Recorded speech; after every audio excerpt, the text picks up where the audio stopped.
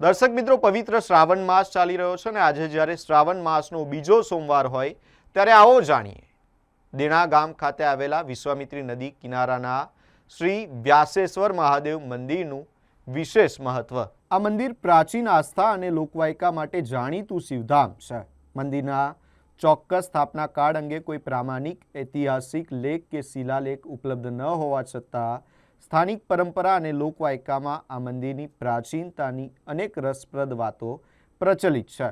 સ્થાનિક માન્યતા મુજબ એક વણિકની દૂધણી ગાય દ્વારા દરરોજ એક ચોક્કસ સ્થળે જઈને આપમેળે દૂધની ધારા વહેવડાવવામાં આવતી હતી।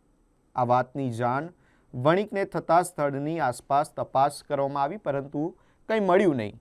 કહેવાય છે કે ત્યારબાદ ભગવાન શિવે વણિકને સ્વપ્નમાં દર્શન આપી એ જ સ્થળે વધુ ઊંડું ખોદકામ કરવા જણાવ્યું।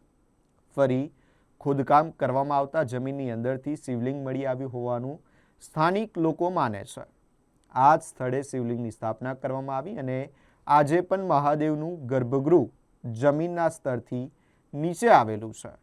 લોકવાયકા મુજબ ખોદકામ દરમિયાન શિવલિંગને કોદાળીનો દરસકો વાગ્યો હતો અને તેનું નિશાન આજે પણ જોવા મળે છે।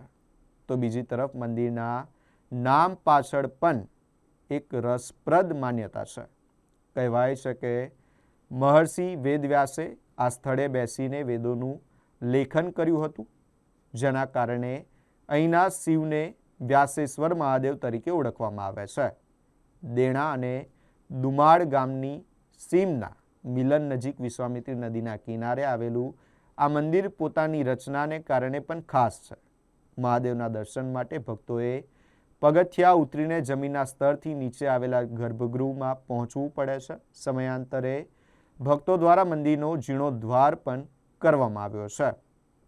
આમ લોકવાયકા, પરંપરા અને ભક્તોની અતૂટ આસ્થા સાથે જોડાયેલું દેણાનું વ્યાસેશ્વર મહાદેવ મંદિર આજે પણ શ્રદ્ધાળુઓ માટે અનોખું શિવધામ બની રહ્યું છે। પ્રથમ તો ઓમકારમ બિંદુ સંયુક્તમ નિત્યમ ધ્યાયાંતિ યોગિનો કામદમ મોક્ષદમ ચૈવ ઓમકારાય નમો નમઃ। ઓમકારમાંથી ભગવાન પરમાત્માએ દરેકનું સર્જન કર્યું છે। તો આજે આપ વ્યાસેશ્વર મહાદેવના સાનિધ્યમાં પધારેલા છો, તો ભગવાનની કૃપાથી આ લિંગ એ અદ્ભુત લિંગ છે, જે પોતે સ્વયંભૂ છે। વ્યાસેશ્વર ભગવાન એટલે પરમાત્મા। અહીંયા પહેલાં એવું હતું કે પહેલાં તો આપણે ગાયો ચરાવતા હતા અને એ વખતે અનેક ગાયો અહીંયા ચરતી હતી।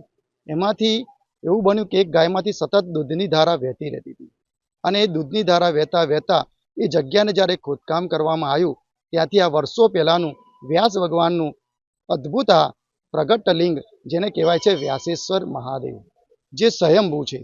અને ત્યાર પછી આનો મહિમા વધ્યો, ધીરે ધીરે ગામજનો આવવા લાગ્યા, પૂજન અર્ચન કરવા લાગ્યા, અહીંયા ભોજનના ભંડારા પણ થવા લાગ્યા। બીજું કે આ પ્રકૃતિના દેવ છે, અહીંયા દરેક પ્રકૃતિના વૃક્ષો છે અને વૃક્ષોના આધાર લઈ અને દરેક ભક્તજનો આ પૂજન અર્ચન કરે છે। નવનાથની જ્યારે યાત્રા નીકળતી હોય છે ત્યારે ભક્તજનો વ્યાસેશ્વર દેવતાના પણ દર્શન કરે છે।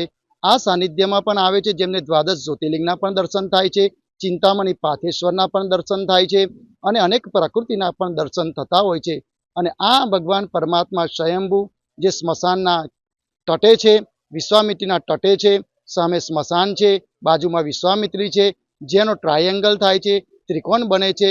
ઈશાન ખૂણાની અંદર ભગવાન પરમાત્મા વ્યાસેશ્વરનું સાક્ષાત મહામંદિર આવેલું છે। તો આવા ભક્તોજનો, આજુબાજુના ગામજનો પવિત્ર શ્રાવણ માસમાં આ જગ્યા પર આવી ભગવાનના દર્શન કરે છે।